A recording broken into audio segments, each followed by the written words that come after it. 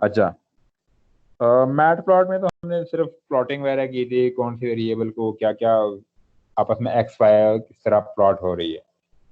अब हम थोड़ा सा डेटा साइंस की तरफ शिफ्ट हो रहे हैं कि फॉर एग्जांपल डेटा साइंस में अगर हमने, पहली बात आपके पास डेटा सेट होता है कंप्लीट, जिस तरह हमारे पिछले लेक्चर में हमारे पास ऑटोमोबाइल का डेटा सेट था, ऑटोमोबाइल में जिसमें मेरे पास गाड़ियों के वो सारे फीचर्स वगैरह, कलर हैं, इंजन साइज है, माइल्स पर गैलन है, highway miles per gallon, city miles per gallon है, और उससे कंपनसेशन रेट है, सारी चीजें इसके अंदर, वो काफी ज्यादा कॉलम्स इसके अंदर थे। ये इसका जो डेटा है वो मैं आप लोगों के साथ शेयर भी कर लेता हूँ। और यहाँ पे ये CSV फाइल है, ये आप लोगों के पास आ रही है। इधर ही आएगी टीम्स में। ये वो ऑटोमोबाइल वाली, चैट, हाँ ऑटोमोबाइल चैट में मैंने ये वो तो पढ़ी भी थी, पिछली दफा की थी। इसको मैंने थोड़ा सा क्लीन कर लिया, मतलब इसके अंदर कुछ नॉन फीचर थे जो मैंने रिमूव कर लिए हैं, कुछ कॉलम वगैरह और कुछ के डेटा टाइप सही वगैरह चेंज कर लिए, ये सही मैंने आप है। लोग कर दिए। अब हमने करना है क्या है कि ये मेरे पास जो डेटा सेट है, इनमें आपके पास जाहिर बात है कॉलम्स होते हैं। तो डेटा साइंस में इन कॉलम्स को हम फीचर कहते हैं कि फॉर एग्जांपल इनका आपस में रिलेशन क्या बन रहा होता है, किस कॉलम का कौन से कॉलम के ऊपर क्या डिपेंडेंसी वगैरह है, अगर डिपेंडेंसी है भी तो कितनी डिपेंडेंसी है, 0 और -1 और 1 के दरमियान हमने करना था। तो -1 मीन्स कि बिल्कुल अपोजिट डिपेंडेंसी है, 0 मीन्स कि बिल्कुल डिपेंडेंसी है नहीं, 1 मीन्स कि इसके अंदर बिल्कुल स्ट्रॉन्ग डिपेंडेंसी है। अगर मैं एक्स को मामूली से चेंज करूं तो वाई के अंदर वो ही पॉजिटिविटी के अंदर उसी डायरेक्शन में चेंजेस अकर हो रही होती है। तो ये एक PNG फाइल आप लोगों के सामने नजर आ रही है, ये मैंने शेयर कर लिया आप लोगों के साथ चैट में।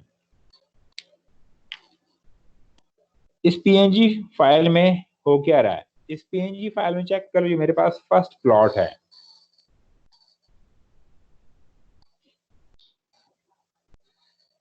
ये कोरिलेशन को फाइंड कर रहा है, मतलब पॉजिटिव कोरिलेशन है इसके अंदर। फॉर एग्जांपल यहाँ पे मेरे पास एक्स एक्सिस है नीचे और वाई एक्सिस है। एक्स एक्सिस में जैसे जैसे पॉजिटिव चेंजेस आ रही है, वाई में भी सेम उसी तरह पॉजिटिव चेंजेस आ रही है। इसका मतलब ये पॉजिटिव कोरिलेशन बन रहा है इसके दरमियान between two variables X and Y. और ये एक्स और वाई कुछ भी हो सकते हैं आपके इस डेटा सेट में से, ये वैल्यूज कोई भी दो कॉलम आपके पास हो सकते हैं। ये क्लियर है सबको? Yes sir. अच्छा जी बेटा। अच्छा, इसमें जो सेकंड जो ग्राफ है, जो सेकंड प्लॉट बना हुआ है जिसमें बिल्कुल सीधी लाइन है, कुछ डेटा ऊपर है कुछ नीचे है, ये है मेरे पास न्यूट्रल कोरिलेशन। न्यूट्रल कोरिलेशन ऐसे कह सकते हैं या जीरो कोरिलेशन कहते हैं कि एक्स और वाई का आपस में कोई डिपेंडेंसी वगैरह नहीं है, कोई कोरिलेशन रिलेशन वगैरह नहीं है। अगर मैं एक्स को चेंज करूं तो वाई के ऊपर कोई इफेक्ट नहीं आता, वाई को कुछ भी नहीं हो रहा होता है। अगर मैं वाई को चेंज करूं तो एक्स को बिल्कुल कुछ भी नहीं हो रहा होता है। ये इसके अंदर ये जीरो कोरिलेशन ऐसे कहते हैं या न्यूट्रल कोरिलेशन ऐसे कहते हैं।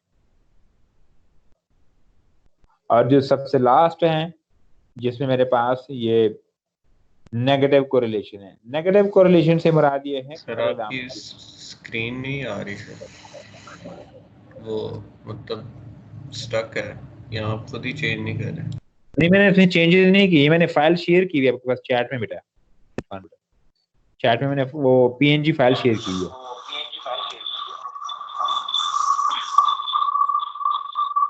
PNG फाइल शेयर की है मैंने बेटा।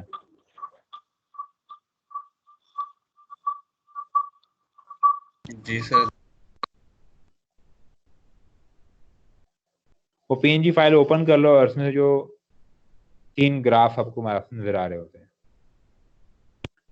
अब सबसे लास्ट में नेगेटिव कोरिलेशन इसलिए है कि फॉर एग्जांपल मैं एक्स को चेंज कर रहा हूं तो वाई में नेगेटिव चेंज आ रहा है, अपोजिट डायरेक्शन में दोनों आ रहे हैं। फॉर एग्जांपल अगर मैं एक्स को इंक्रीज कर रहा हूं तो वाई डिक्रीज हो रही होती है, अगर मैं एक्स को डिक्रीज कर रहा होता हूं तो वाई इंक्रीज हो रही होती है। दोनों बिल्कुल अपोजिट डायरेक्शन में चल रहे होते हैं। फॉर एग्जाम्पल एक मशरक की तरफ चल रहा है, तो अगर मैं मशरक की तरफ इसको बढ़ा रहा हूँ तो दूसरा वो मगरब की तरफ ऑटोमेटिकली बढ़ रहा होता है। तो इस इन दो वेरिएबल का आपस में जो नेगेटिव कोरिलेशन, जैसे हम कहते हैं कि इन दोनों का आपस में नेगेटिव कोरिलेशन है। तो ये तीन किस्म के हमारे पास कोरिलेशन होते हैं, पॉजिटिव कोरिलेशन, जीरो कोरिलेशन है और नेगेटिव कोरिलेशन। इनके आगे पर डिफरेंट फ्लेवर्स आते हैं कि अगर आपने फॉर एग्जांपल कौन से फार्मूले से हमने डिपेक्ट करवाना है, शो करवाना है कि किसके साथ क्या कोरिलेशन कितने वैल्यूज पे बन रहा होता है।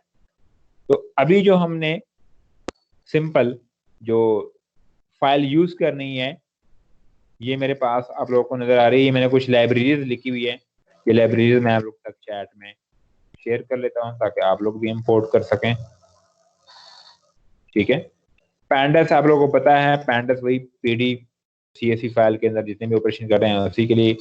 नमपाई के लिए हम कुछ मैथमेटिक्स कुछ ऑपरेशन परफॉर्म कर रहे हैं तो नमपाई से हमने यूज की हुई है। मैटप्लॉटलिब आप लोगों को पता है कि हम इसमें मैटप्लॉट प्लॉटिंग करते हैं। ये जो चौथी यहाँ पे एक लाइब्रेरी नजर आ रही है, सीबॉर्न एज एसएनएस आप लोगों को पता है कि एस के बाद जब कोई भी वैल्यू लिखते हैं इसका मतलब ये एलियस बनता है इस ओरिजिनल लाइब्रेरी का। ये सीबॉर्न एक अट्रैक्टिव किस्म के एक प्लॉटिंग कर रहा है। ये भी मैट प्लॉट की तरह विजुअलाइजेशन के लिए हम यूज करते हैं, लेकिन इसमें थोड़ी सी अट्रैक्टिवनेस आ रही होती है, थोड़ी सी खूबसूरती इसके अंदर एक प्लॉट के अंदर डिस्प्ले करके दे रहा होता है। बाकी कोई इसके अंदर इतनी हैसियत।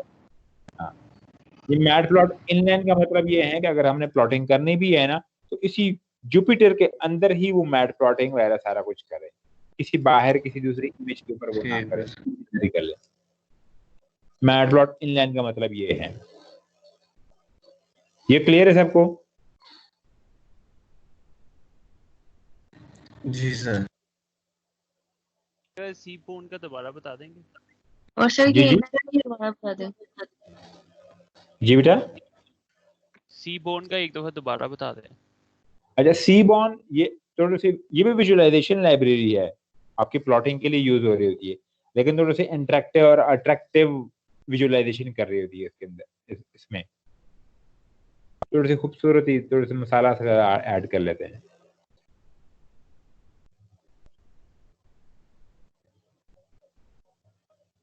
जिस तरह मेकअप वगैरह है ना, फाउंडेशन वगैरह, ब्लशिंग वगैरह इसके अंदर होती है कुछ, तो ये वही चीज इसके अंदर ऐड कर लेती है।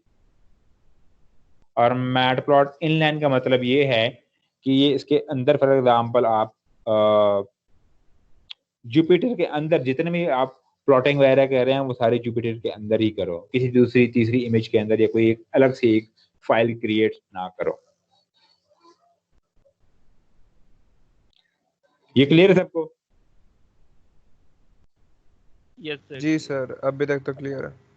अब मैं पाथ वही जिसमें मैंने CSV फाइल रखी हुई है, clean_data1.csv, ठीक है। ये मेरे पास एक फाइल पड़ी हुई है जो मैंने आप लोगों के साथ भी शेयर की हुई, मेरे ख्याल में की है ना आप लोगों के साथ।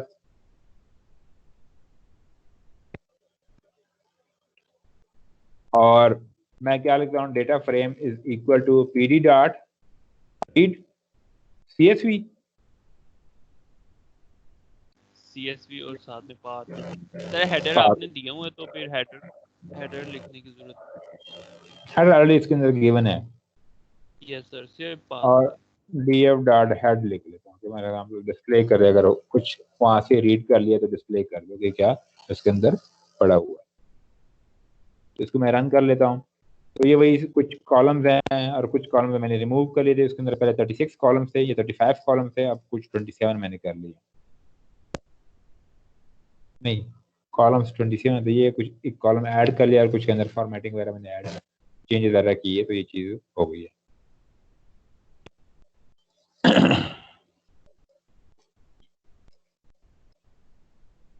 ये आप लोगों ने रीड कर ली सारी फाइल?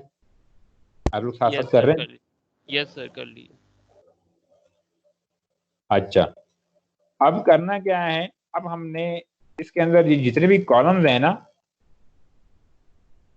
इनका आपस में किसी एक कॉलम या किसी दूसरे के साथ कोरिलेशन फाइंड कर रहे हैं। कोरिलेशन एक्चुअली आप इंटरचेंजेबली हम यूज करते हैं कोवेरियंस। कोवेरियंस आप लोगों को पता है ना, कोवेरियंस क्या चीज है?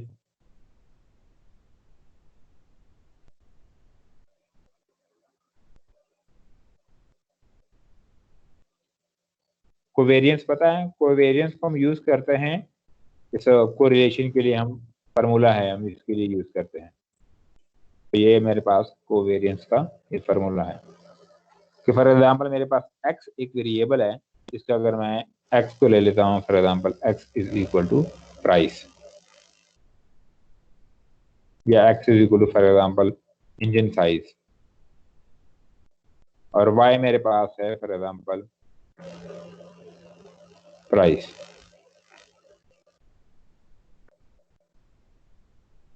प्राइस ये क्लियर है सबको? इंजन साइज और price, for example engine size से मुराद ये है कि मेरे पास 1300 सीसी की गाड़ी है, इसकी क्या कीमत है। जैसे जैसे मैं इंजन साइज बढ़ा रहा हूँ, 1300 सीसी फॉर एग्जांपल 1600 सीसी पे, 1600 सीसी पे फॉर एग्जांपल मैं 2200 पे जा रहा हूँ, 2200 से फॉर एग्जांपल मैं 3000 पे जा रहा हूँ, तो इसके प्राइस पे ऐसा ऐसा इंक्रीज हो रही है, इंक्रीज हो रही होती है ना।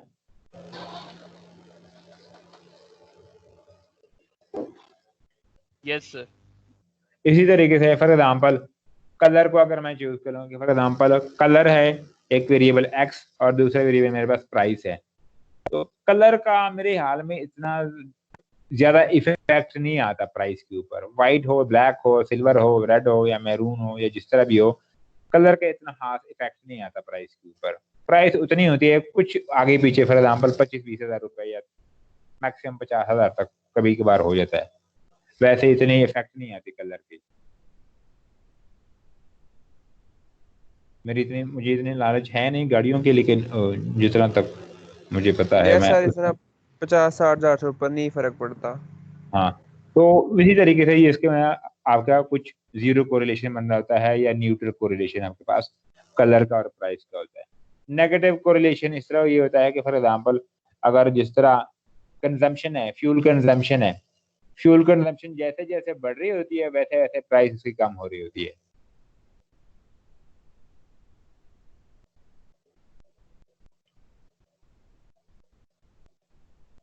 फॉर एग्जांपल जिसकी फ्यूल कंजम्पशन ज्यादा है, एक होते हैं फॉर एग्जांपल आपके पास 6 किलोमीटर पर लीटर होती है, दूसरा कहते हैं 22 किलोमीटर फॉर एग्जांपल पर लीटर कुछ है, तो जाहिर बात है उसकी प्राइस थोड़ी सी ज्यादा होती है।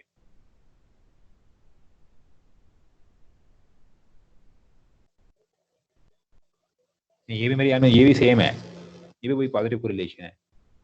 नेगेटिव कोरिलेशन के लिए कुछ निकालते हैं कि नेगेटिव कोरिलेशन के लिए क्या होता है।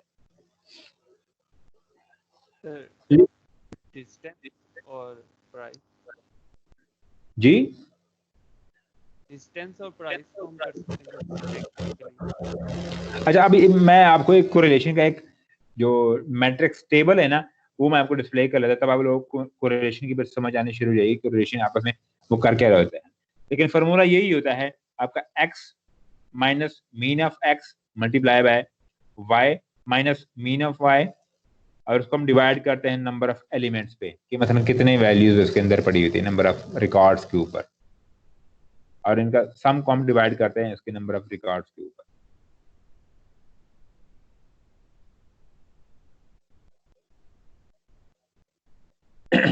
अब अगर मैं यहाँ पे कोरिलेशन डिस्प्ले कर दूं, इस टेबल के अंदर जितने भी कॉलम्स हैं सबका आपस में कोरिलेशन वो डिस्प्ले कर लेता है। चेक कर लो, मेरे पास ये कोरिलेशन का पूरा एक टेबल आ गया।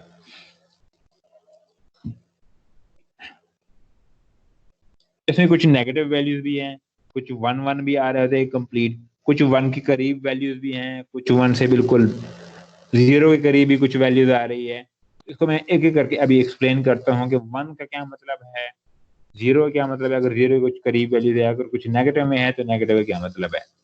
इसमें अगर आप डायगोनल वैल्यू चेक कर लें, डायगोनल रिकॉर्ड जितने भी हैं वो सारे 1 है। वो 1 क्यों है? Yes sir.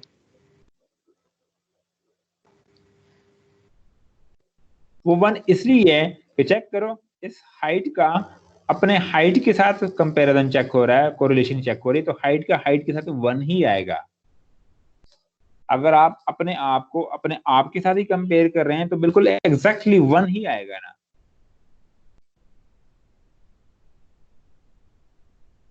सही सर, समझ आ रही है।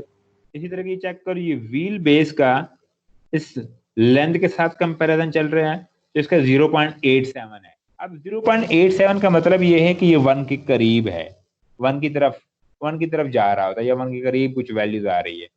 इसका मतलब है इसके अंदर कुछ पॉजिटिव कोरिलेशन बन रहा है, पॉजिटिव कोरिलेशन इसके अंदर है।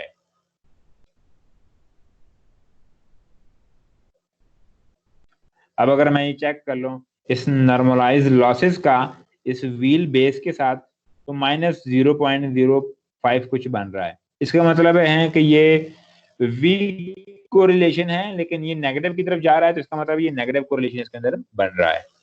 अपोजिट डायरेक्शन में दोनों वैल्यूज चल रही है। अगर मैं थोड़ा सा व्हील बेस को चेंज कर लेता हूँ या लेंथ को चेंज कर लेता हूँ, हाँ व्हील बेस को चेंज कर रहा है, तो वहां पे नॉर्मलाइज लॉसेस को ऑटोमेटिकली वो अपोजिट डायरेक्शन में चेंज कर रहा है।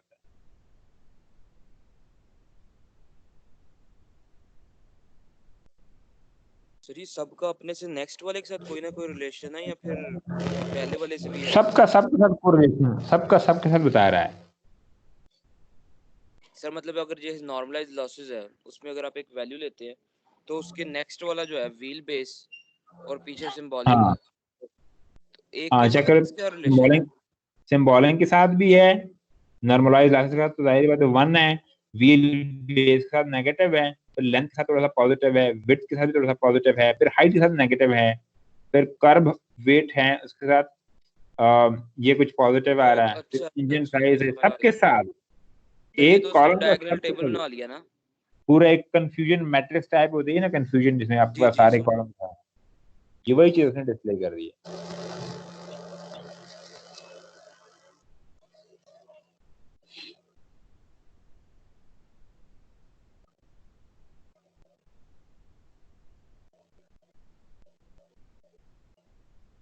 ये क्लियर है सबको?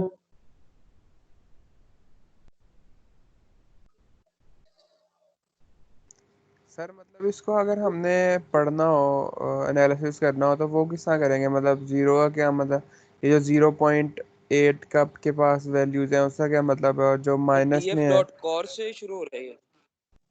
जी, डीएफ कॉर कोरिलेशन, CORR।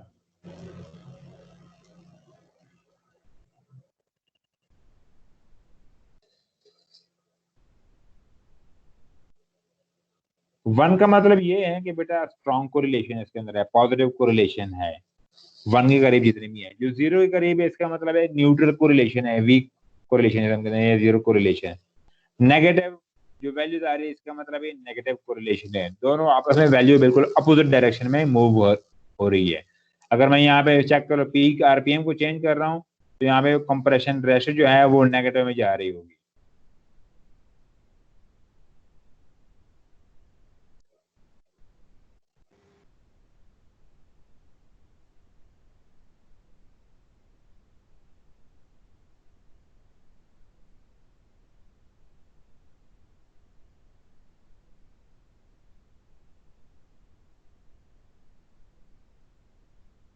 अच्छा, अब मैंने फॉर एग्जांपल इंजन साइज का प्राइस के साथ कोरिलेशन डिस्प्ले करवाना है, तो मैं क्या करता हूँ यहाँ पे for example engine size comma price dot corr, ठीक है। चेक करो दोनों का आपस में कोरिलेशन इसने डिस्प्ले करा दिया, दो वेरिएबल्स का आपस में कोरिलेशन डिस्प्ले हो रहा है।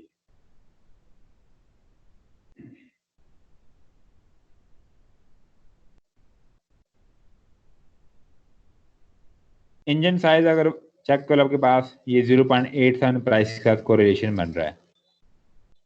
अब अगर आपने इसको प्लॉट करवाना है कि फॉर एग्जांपल प्लॉटिंग हो जाए इसके आपस में, सर ये कोरिलेशन है, ये वैल्यूज के ऊपर है या ये आप कह सकते हैं कि उनके कॉलम्स पे एक दूसरे से डिपेंडेंसी की कंडीशंस लगी हुई हैं?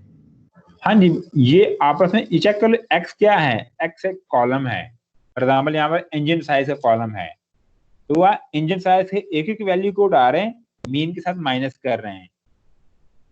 फिर वाई क्या है, प्राइस है, प्राइस की एक एक वैल्यू को उठा रहे हैं, माइनस कर रहे हैं मीन के साथ, इन दोनों को आपस में मल्टीप्लाई कर रहे हैं और फिर सम हो रहा है इसका,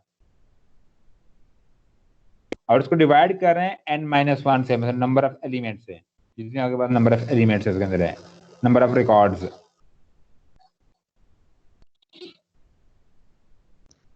ठीक हो गया। ये उसकी वैल्यूज हैं। फिर इंजन साइज का तो 1 ही आएगा। इंजन साइज का प्राइस का 0.87 है। अब अगर इसको मैंने प्लॉट करवाना है तो प्लॉट के लिए मुझे वही SNS जो मैंने सी बॉन्ड के लिए LS बनाया था,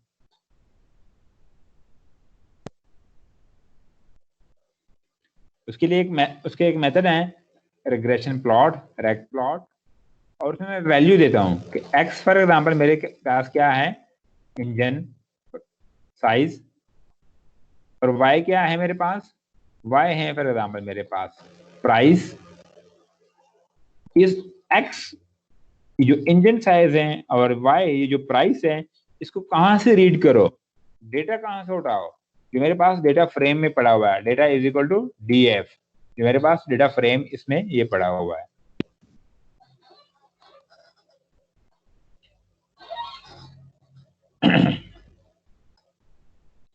ये क्लियर है सबको? अब इसको अगर मैं रन कर लूं तो चेक कर लो, ये मेरे पास कुछ इस तरह का एक प्लॉटिंग डिस्प्ले कर दी उसने।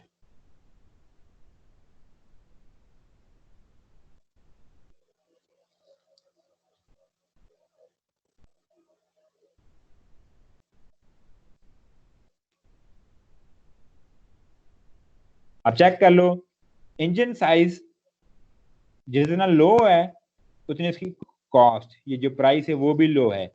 जैसे जैसे इंजन साइज इंक्रीज हो रहा है वैसे वैसे इसकी प्राइस भी इंक्रीज हो रही है।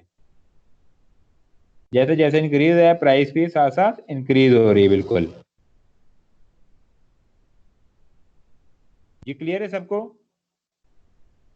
जी सर। जी सर। ये आपके पास पॉजिटिव कोरिलेशन आपके पास ये क्रिएट हो रहा है इसके दरमियान, पॉजिटिव कोरिलेशन।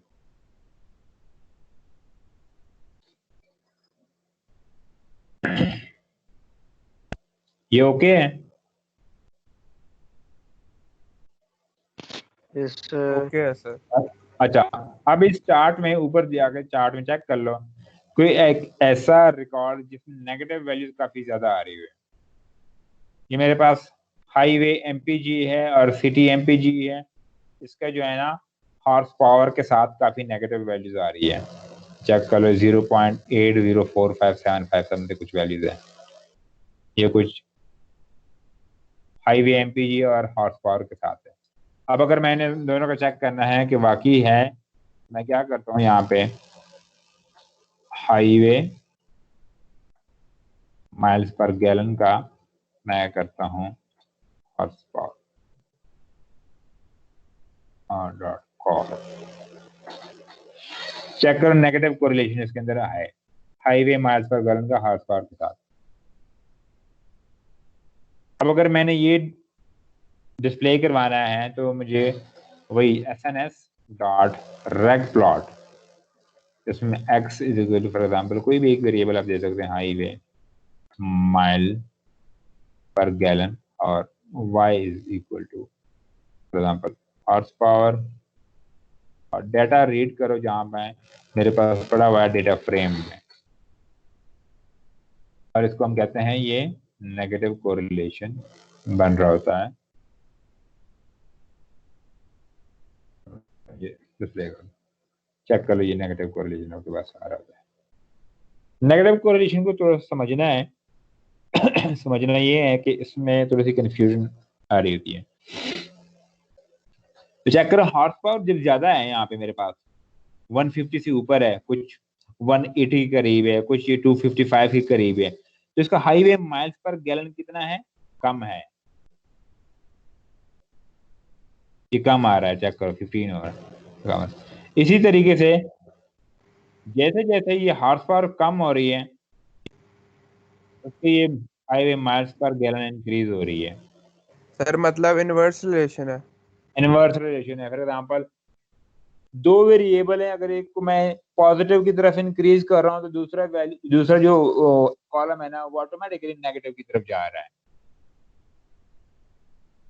दोनों बिल्कुल अपोजिट डायरेक्शन में मूव कर रहे होते हैं। अगर आप किसी एक को भी थोड़ा सा आप चेंज करने की कोशिश कर रहे होते हैं ना, दूसरा ऑटोमेटिकली वो अपोजिट डायरेक्शन में मूव हो रहा होता है।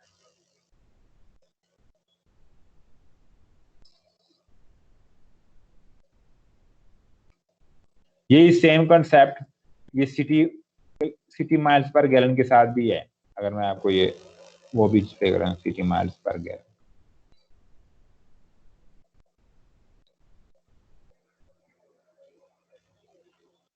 वो आप लोग अपने उस फाइल के अंदर आप चेक कर सकते हैं सिटी माइल्स पर गैलन का हॉर्स पावर के साथ क्या कोरिलेशन की वैल्यू आ रही होती है।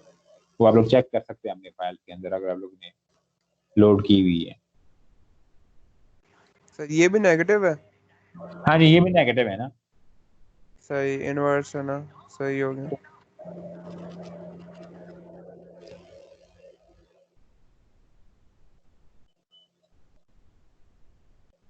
ये क्लियर है यहाँ तक? जी सर। Yes sir. कोई कंफ्यूजन हो तो पूछ सकते हैं बेटा।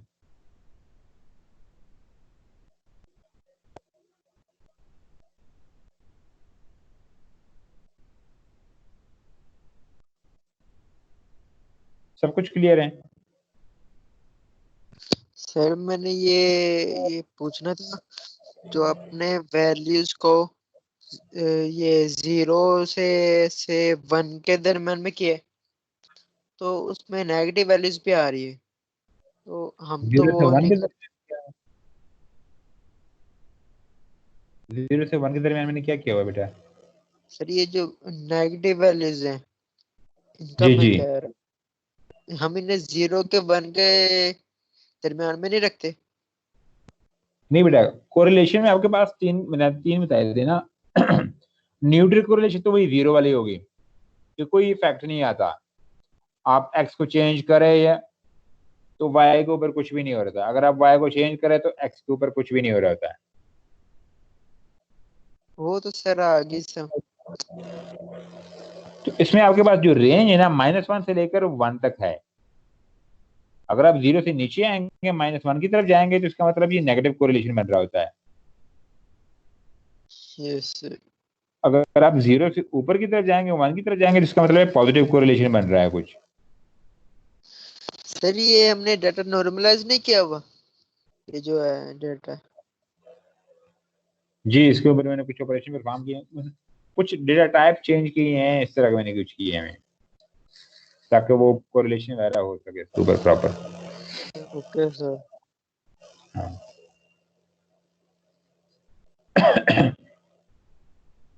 यहाँ तक क्लियर है सबको?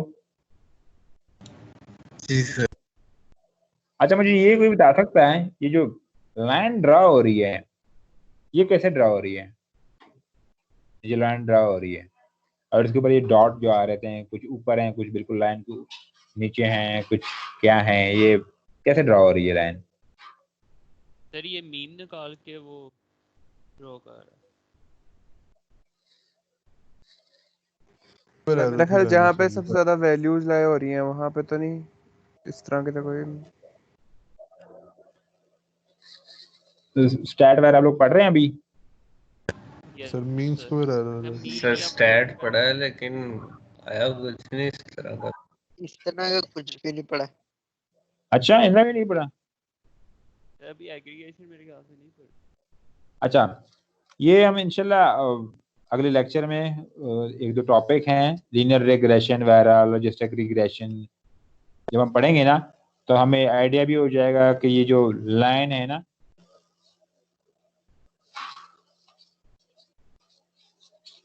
ये लाइन कैसे ड्रॉ हो रही है और इस लाइन के ऊपर ये डॉट्स आ रहे हैं, फॉर एग्जांपल ये कैसे आ रहे हैं, और कुछ लाइन ऊपर हैं, कुछ लाइन के नीचे हैं, और कुछ का आपस में डिस्टेंस लाइन से ज़्यादा है, कुछ का कम है, तो ये कैसे कैलकुलेट कर रहे हैं। तो इससे कुछ मेथड्स हैं वो हम इंशाल्लाह एक्सप्लोर करेंगे एक या दो लेक्चर के बाद। तो ये भी मैं आपको बता दूंगा कि ये लाइन कैसे ड्रा होती है। अगर इस लाइन को बिल्कुल ऑप्टिमल लाइन आपने ड्रा करवानी है, ये तो लीनियर लाइन है, अगर कभी कभार नॉन लीनियर भी आ जाती हैं, तो वो कैसे डिपेक्ट करवाने हैं आपने ग्राफ के ऊपर, वो कैसे शो करवाने हैं।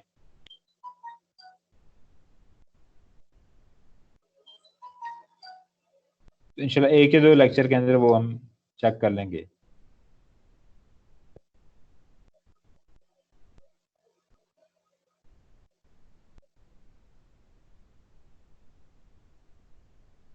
यहाँ तक क्लियर है सबको?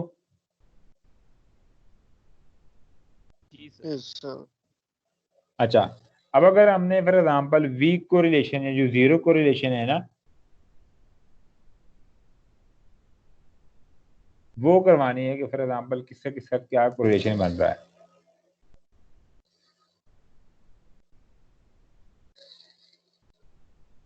तो पहले आप चेक कर ले, फॉर एग्जांपल यहाँ पे df डॉट कॉर यूज करते हैं, जहाँ पे जीरो कुछ वैल्यू, जीरो के करीब वैल्यू देना, उन दो कॉलम को आपस में पकड़ लें जहाँ पे जीरो के करीब कुछ वैल्यूज आ रही है। कोई कॉलम ढूंढना है जिसका जीरो की वैल्यू आ रही हो।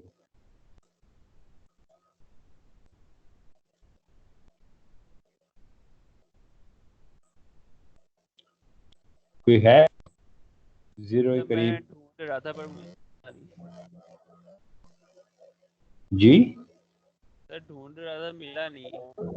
नहीं मिला? जीरो मतलब एग्जैक्ट कोई इफेक्ट ना आ रहा हो बिल्कुल। बिल्कुल एग्जैक्ट तो जीरो तो नहीं आएगा, लेकिन 0.00 समथिंग होगा या 0.05 समथिंग कुछ होगा। जिस तरह मेरे पास ये कंप्रेशन रेशो है और यहाँ पे ये बोर है, इसका ये कॉलम है, वैल्यू है 0.001263। Yes sir. और यही सबसे वैल्यू है। इसको अगर आप चेक कर लें,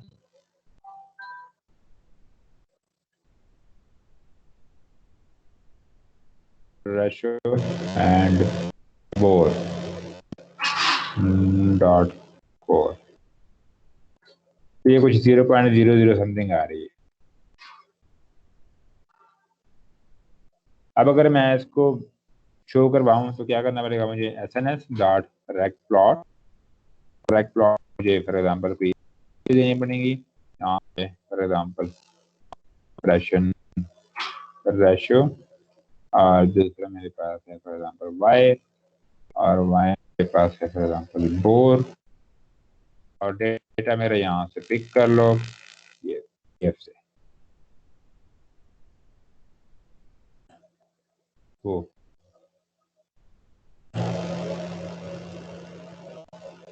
अच्छा डॉट नहीं है ये मेरे ख्याल में, डैश है, डैश, हाँ डैश है।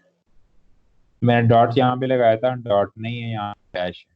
तो compression dash x is equal to compression of y is equal to bore and data is equal to data set। तो चेक कर लो आपके पास ये कुछ वैल्यूज आ रही है, ये बिल्कुल फ्लैट लाइन है। अगर मैं कोई चेंज कर दूं तो इसके ऊपर रहता है।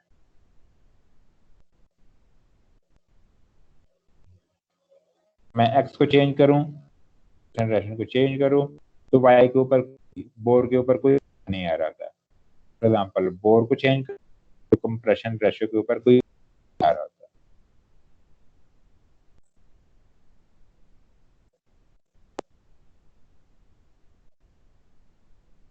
ये इसके अंदर ये जीरो कोरिलेशन जिसे हम कहते हैं, या न्यूट्रल कोरिलेशन,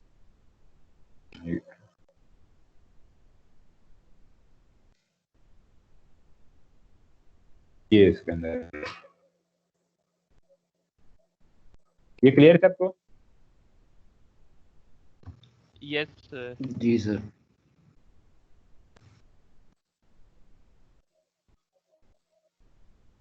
इसमें कोई कंफ्यूजन हो, कुछ चीज समझ नहीं आ रही?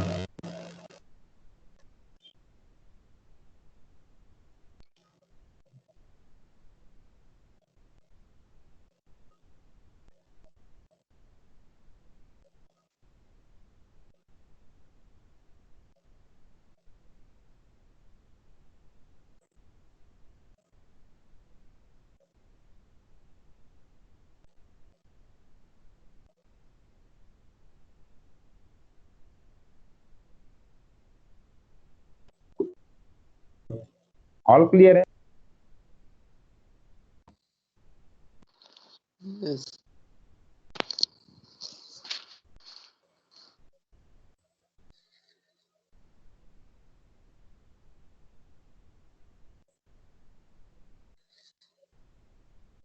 अच्छा, न्यूमेरिकल वैल्यू और कैटेगोरिकल वैल्यू को तो पता है ना कि न्यूमेरिकल वैल्यू कौन सी होती है, कैटेगोरिकल वैल्यू कौन सी होती है? यस जी सर। सर पता है। कैटेगोरिकल वैल्यू कौन सी होती है?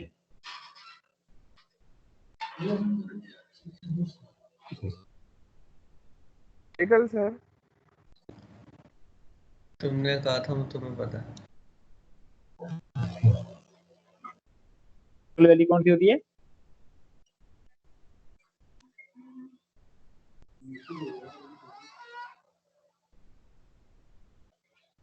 सही है, अब्दुल बारी ने कहा है कि इसे पता है। कैटेगरी फॉर एग्जाम्पल अपनी कैटेगरी बनानी होती है ना, जिसमें प्राइस होती है grade A, grade B, grade C, grade D, grade E and grade F, जो अल्लाह ना करे किसी का है कैटेगरी। फॉर एग्जाम्पल ए वाले कौन से बच्चे हैं, फिर ए नेगेटिव वाले बच्चे हैं, बी वाले कौन से बच्चे हैं, इस तरह ग्रुप बन रहे होते हैं। ए फॉर एग्जाम्पल 5 ए आए हुए हैं या 15 ए आ गए, ए नेगेटिव कितने हैं, फिर 27 ए नेगेटिव के बच्चे हैं, बी पॉजिटिव फॉर एग्जाम्पल 5 बच्चे बी पॉजिटिव के, बाकी कोई ग्रेड इस तरह के बन रहे होते हैं। ये कैटेगरी के लिए होती है। न्यूमेरिकल वैल्यू वो जो आपके ओरिजिनल नंबर होते हैं, जिसको आप मार्क्स कहते हैं, टोटल मार्क्स, टोटल मार्क्स वो आपके पास न्यूमेरिकल वैल्यू, जिनकी बेसिस पे कैटेगरीज बनती हैं। उनकी बेसिस के ऊपर कैटेगरी बन रही होती है।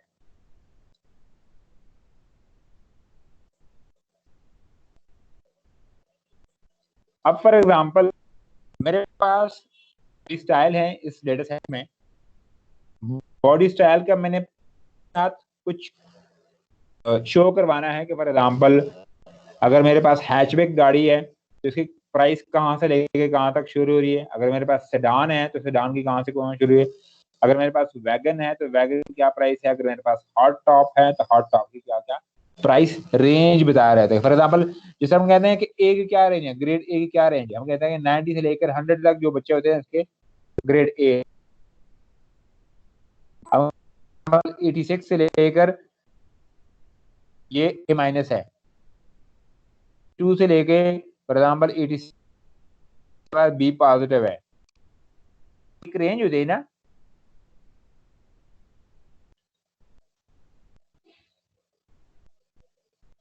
तो यहाँ पे मैं क्या करता हूँ, यहाँ पे मैं वैल्यू को प्राइस की जो है ना वो करवा लेता हूँ। फॉर एग्जाम्पल अगर मेरे पास कैटेगरी है हैचबैक तो इसकी प्राइस क्या है, अगर मेरे पास फॉर एग्जाम्पल सेडान है तो सेडान के क्या प्राइस रेट है। तो यहाँ पे एक है बॉक्स प्लॉट जो सी बाउंड का मेथड है, जो कि ये मुझे डिस्प्ले करवाता है कैटेगोरिकल वैल्यू के साथ वैल्यू को। एक्स मेरे है फॉर एग्जाम्पल बॉडी स्टाइल है, बॉडी स्टाइल मेरे यहाँ में एक नेम है मेरे, ठीक है, और उसकी प्राइस क्या है, फॉर एग्जाम्पल हर कैटेगरी की प्राइस का एक रेंज बताया जाता है, और डेटा कहाँ से उठाना है, BF से उठाना है, ठीक है। और ये चेक करो इस तरह कुछ मेरे पास एक ग्राफ डिस्प्ले हो जाता है, चार्ट डिस्प्ले हो जाता है। इसमें चेक करो मेरे पास कन्वर्टेबल गाड़ी है, उसकी प्राइस रेंज है 15,000 से लेकर 30,000 तक। मैंने लाइन बताई है ना, ये लाइन मैंने एक्सप्लेन की थी इसकी कि ये लाइन का क्या मतलब है।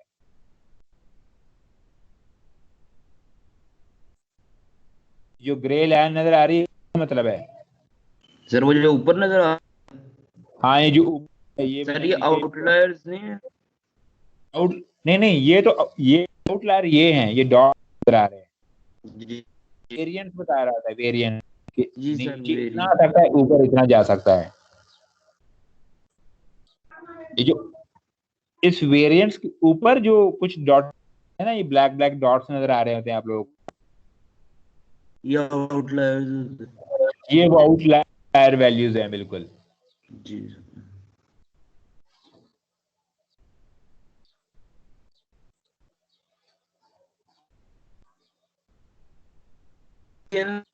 जिसमें हम 5 बताते हैं, हमें इसमें मीन पता चलता है जी सर, क्वाड्रेंट वगैरह, क्वार्टाइल, सेकंड क्वार्टाइल वगैरह। जी जी,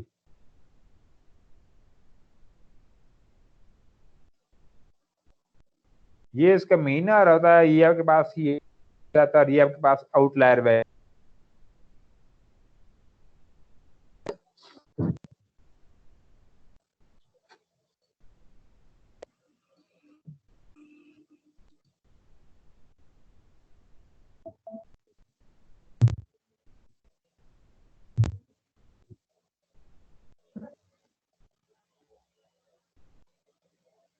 इसी तरीके से आप इंजन लोकेशन का भी साथ कर सकते हैं। फॉर एग्जाम्पल मैं यहाँ पे कर लेता हूँ कि SNS डॉट बॉक्स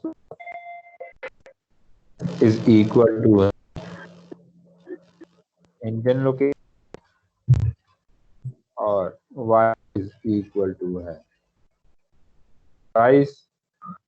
डेटा मेरे पास आ रहा है फॉर एग्जाम्पल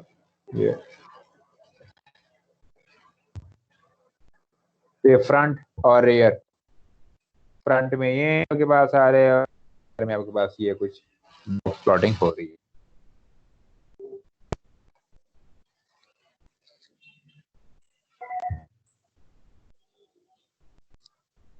ये क्लियर है सबको? जी सर जी।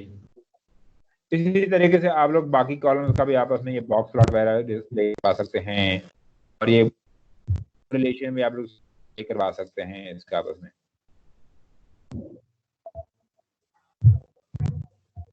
सर अटेंडेंस हो गई? अटेंडेंस हो गई बेटा? सर 12:30 मैंने ज्वाइन किया था, मुझे ये 12:30 क्लास शुरू होती। 12:30 क्लास शुरू होती है? सर वो मैंने बाद में देखा कि 12:20 पे होती है, मैंने 12:30 ज्वाइन किया था। चलो सर ये रिपीट करते हैं, कॉल ड्रॉप हो गई थी।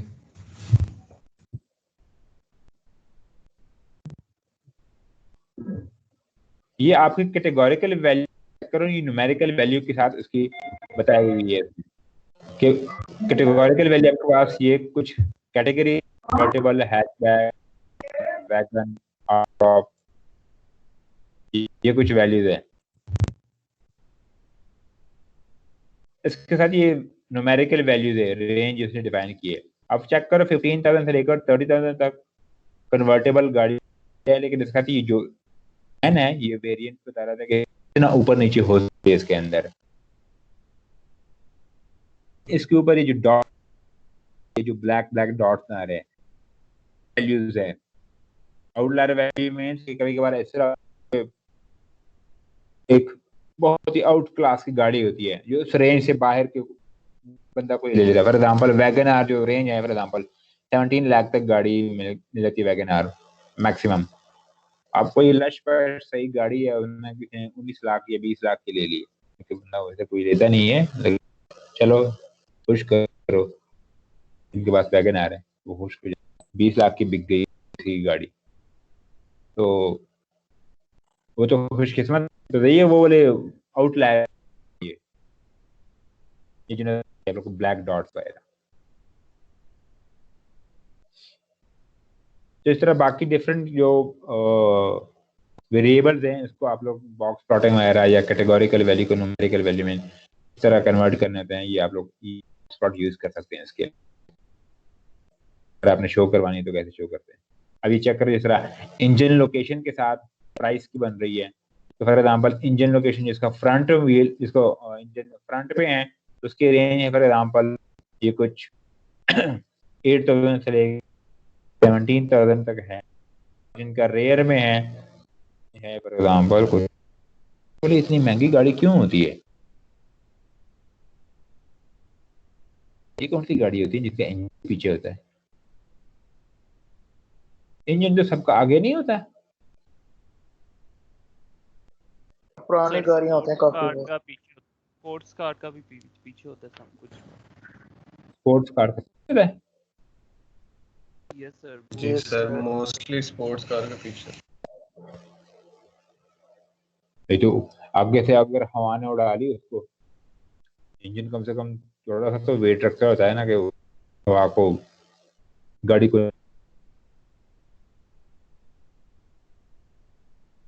डिजाइन ही उन्होंने ऐसे बनाया होता है कि मतलब उनको कुछ पता नहीं है डिजाइन का। स्पोर्ट्स कार पर उसका इंजन बेवकूफ।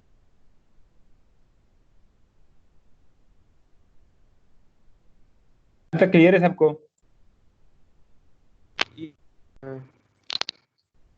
कोई कंफ्यूजन है तो पूछ सकते हैं। नो क्लियर है। तो फिलहाल यहाँ तक इतना ही काफी है। आगे हम नेक्स्ट लेक्चर में थोड़ा सा और एक्सप्लोर करते हैं ये कि हमने किस तरह इसके ऊपर एनालिसिस आगे करनी है, और ये लीनियर रिग्रेशन वगैरह इंशाल्लाह नेक्स्ट लेक्चर में ये भी इंशाल्लाह एक्सप्लोर कर लेंगे। ये है क्या चीज।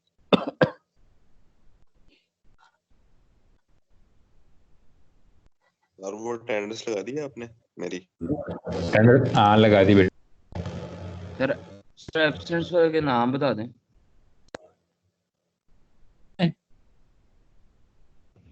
मोहम्मद बकर, बिसाम नासिर, प्रेजेंट हूँ आप बोले नहीं सर। आज। सर वो क्लास सर ने लेट खत्म की थी, मैं 10 मिनट लेट आया था। देख रहे हैं। इतना जुल्म ना करें। अब खुद ही सर 0195 की लगी हुई 0195 सर। ये कौन है? सबकी लगी हुई बेटा। Okay sir. बीर अफजल लोधी, ये देखिए अभी भी एब्सेंट है।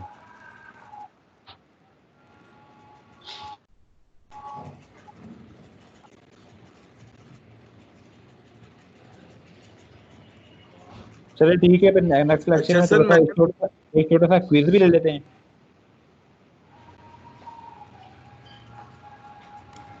सर नेक्स्ट जी क्लास बेटा। में जी सर किससे रिलेटेड होगा सर? ये इसी से रिलेटेड होगा। ये जो सर हमने लास्ट लेक्चर में पढ़ा है, ये ये जो अभी प्लॉटिंग पढ़ा, वाला। हाँ कोरिलेशन प्लॉटिंग मोहम्मद वगैरह। ठीक है सर। सर ये वाली फाइल प्लीज अपलोड कर देगा। तो कर लेता हूँ और वीडियो भी मैं अपलोड कर लेता हूँ। ठीक है, हो गया। जज़ाकल्लाह। सर मैंने ना ओके। सर वो सर सर अपलोड हो गए थे। इसकी क्या? सर वो आपको ईमेल किया था क्विज, आपने कहा था ईमेल कर दो। हाँ बेटा मैं आज ईमेल आज मैं सारे पोर्टल पे चढ़ा लूंगा बेटा। ओके सर, क्योंकि सर अभी हाँ भी मेरा तो 0 लगा हो। ठीक है, वो मैं पोर्टल पे मैं चढ़ा लूंगा। वो एक्सेल भी अपलोड कर लूंगा, अपडेटेड एक्सेल वो भी अपलोड कर लूंगा।